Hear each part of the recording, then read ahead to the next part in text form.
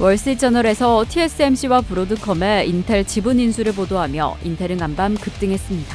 상하이 기가팩토리에서 테슬라의 모델 Y가 대량 생산을 시작합니다. 메타는 20일 연속 상승 이후 급락 전환했습니다. 출근길 뉴스프레소입니다. 현지 시간 18일 뉴욕 증시 주요 지수는 FOMC 의사록 발표를 앞두고 소폭이지만 일제히 상승했습니다. S&P 500 지수가 0.24% 오르며 사상 최고치를 경신했습니다. 주말 사이 미국과 러시아의 고위급 인사가 만나 우크라이나 종전 협상을 진행했습니다. 하지만 종전 협상에서 정작 전쟁 당사국인 우크라이나가 제외됐다는 점에서 협상 타결 기대감은 적은 상황. 그러다 보니 3대 지수는 장중 대부분 약보합권에서 움직였습니다. 시장은 연준 위원들의 발언에도 주목했는데요. 메리 데일리 샌프란시스코 연은 총재는 미국 경제가 좋은 상태이며 금리 인하는 인플레이션 진전이 확인된 후 시행돼야 한다 언급했죠. 이에 달러화 강세와 금리 상승이 진행되자 이를 빌미로 대형 기술주 중심의 매물 소화가 진행됐습니다. 특히 메타와 아마존의 하락이 지수를 압박한 한편 오라클과 팔란티어 등 소프트웨어 종목들이 방어에 나섰고 지난주 엔비디아가 신규 투자한 것으로 나타난 위라이드와 네비우스 등이 급등했습니다. 반도체주 뉴스입니다. 마이크론은 13F 공시를 통해 억만장자 투자가 스탠리 드러켄밀러의 매수 내역이 공개되자 7.3% 급등했습니다. 이와 함께 미즈호 증권이 하반기 수급 상황이 개선되고 가격이 회복될 가능성이 있다며 메모리 주식을 매수해야 한다 밝힌 점도 긍정적이었습니다. 그런가 하면 인텔은 무려 16%나 뛰어 올랐는데요. TSMC와 브로드컴이 각각 지분 인수를 위해 만남을 갖고 논의를 진행했다는 월스트리트저널의 보도가 전해진 영향입니다. 메타가 20거래일간의 상승 랠리를 중단하고 2.8% 밀려났습니다. 20일간 20%나 급등한 가운데 최근 풋 옵션 물량이 급증한 데다 틱톡 구매자들이 백악관과 대화를 진행 중이란 소식이 영향을 줬습니다. 슈퍼마이크로 컴퓨터는 지난주 32% 급등에 이어 간밤에도 16% 올랐습니다. 지난해 제출하지 못한 연례 회계보고서의 제출 마감이 일주일 앞으로 다가온 가운데 어닝콜에서 CEO가 제출 여부에 대한 자신감을 드러낸 점 주가를 밀어올립니다. 워렌 버핏의 버크셔 해서웨이가 지난해 4분기 지분을 12억 달러어치 매입한 것으로 나타난 주류 제조사 컨스텔레이션 브랜드가 4% 가까이 급등했습니다. 실적 부진에 고전해온 나이키가 킴 카다시안의 속옷 브랜드 스킴스와의 협력 소식을 전했습니다.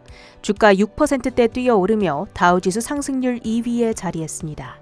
간밤 월가 애널리스트들의 매수 추천을 받은 종목들입니다. 울프리서치가 소프트웨어 업체 스노우플레이크에 대해 소비 트렌드가 개선되고 있다며 다음 주 호실적이 기대된다 평가했습니다. 투자 의견을 중립에서 매수로 높여잡았습니다. 골드만삭스는 지난달 신규 상장한 LNG 공급업체 벤처글로벌이 유의미한 업사이드 여력이 있다 평가했습니다. 매수 커버리지를 게시했습니다. JP모건은 베스앤바디웍스의 주식이 전환점에 도달했다며 올해 실적 개선에 따른 주가 반등이 기대된다 전했습니다. 투자 의견을 중립에서 매수로 상향 조정했습니다. 출근길 뉴스프레소 헤드라인입니다. 머스크의 수건 사업으로 꼽히던 생성형 AI 서비스 산업에 간밤에는 야심찬 도전장을 내밀었습니다.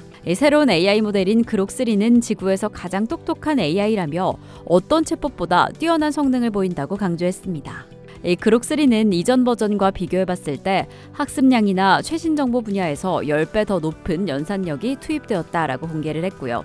그리고 다른 경쟁 모델과 비교해봤을 때는 수학, 과학, 코딩 벤치마크 등에서 아주 높은 성과를 보였다고 강조했습니다.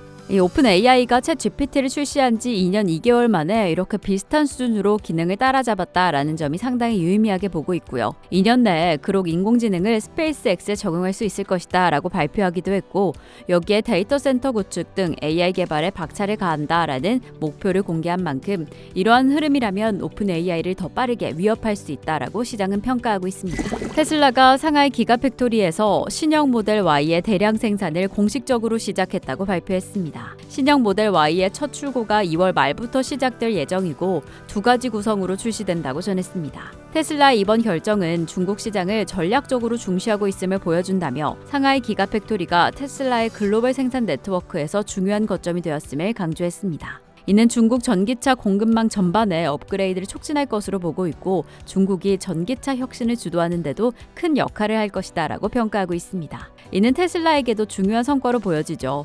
테슬라가 에너지 저장 사업 확대 전략의 핵심 거점으로 이를 가져갈 것으로 보여지고 이번 메가팩토리 본격 가동으로 인해서 2025년 에너지 저장 장치 배치량이 전년 대비 50%가량 증가할 것이다라고 긍정적으로 전망하고 있습니다. 간밤 테슬라는 인도 내에 쇼룸 위치를 탐색한다라는 소식을 전하면서 인도 시장 내에서 확장 전망도 제시하고 있고 이 모건 스탠리는 휴머노이드 로봇 분야에서 테슬라가 강한 입지를 다지고 있다며 비중 확대 의견을 재확인하기도 했습니다. 화웨이가 글로벌 스마트폰 시장에 화려하게 재등장했습니다. 트럼프 일기 때 다소 강한 제재로 인해서 위축되었었는데 이번에는 본격적으로 반격에 나선 모습입니다. 중국 화웨이는 세계 최초의 3단 접이식 폴더블 폰인 메이트 XT를 해외 시장에 공개했습니다. 이러한 화려한 등장이 화려한 부활로 이어질 수 있을지 우선 화웨이는 연구개발에 막대한 투자를 투입하고 있음이 확인됐습니다. 이번 메이트 XT의 첨단 반도체 칩은 7나노 기술이 적용됐고 이 운영체제 역시나 구글의 안드로이드가 아닌 자체 OS, 화웨이의 하모니를 사용한 것으로 확인됐습니다. 하지만 지금 다소 높은 가격과 앱 사용 제한 등이 글로벌 시장 내에서 성장 요인을 가로막을 수 있다라고 꼽히고 있습니다. 아무래도 높은 비용을 지불한 구매자들이 넷플릭스나 구글 플레이 스토어, 최신 AI 기술 등 구글 서비스를 자유롭게 이용하길 원할 것이다라는 한계점이 꼽히고 있기는 하지만 이번에 기술 자립에 성공을 한 화웨이가 미중 기술 패권 경쟁의 핵심 역할을 할 것이다라는 긍정적인 평가도 나오고 있습니다.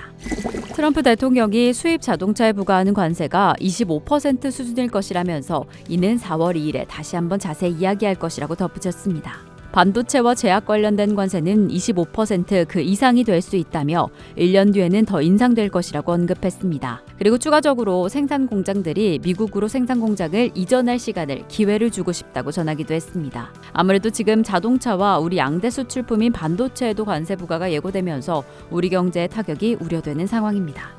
우크라이나의 드론 공격으로 러시아 원유 파이프라인이 손상돼 공급 차질이 빚어질 것이라는 우려로 국제유가는 1% 이상 상승했습니다. 트럼프발 무역 전쟁으로 인한 세계 경제 타격의 우려로 금 수요가 폭발적으로 늘어나고 있습니다. 당분간 이러한 금값 상승세가 지속될 것이라는 전망입니다. 미 국채 시장은 그간 나왔던 국채금리 상승 재료를 한 박자 늦게 반영하며 국채 가격 동반 하락, 10년물, 2년물 국채금리는 모두 상승된 채 거래됐습니다. 실적 발표 이후 하락세를 보이고 있는 특징주입니다. 모건 스탠리의 주목을 받았던 클라우드 네트워크 장비 제조업체인 아리스타 네트워크스. EPS와 매출은 시장 예상치를 상회했지만 조정 영업마진이 시장 예상치를 하회, 이에 장마감 이후 하락하고 있습니다. 케이던스 디자인 연간 매출과 EPS가 시장 예상치를 하회하며 애프터마켓에서 하락합니다. 옥시덴탈, EPS는 기대치를 상회했지만 매출 부진으로 시간을 거래해서 하락하고 있습니다. 조정 기준으로 판매량 증가로 인한 실질 이익 상승이 나타나긴 했지만 원자재 가격의 하락에 실적에 부담으로 작용되고 있습니다. 이상으로 뉴스프레소 전해드렸습니다.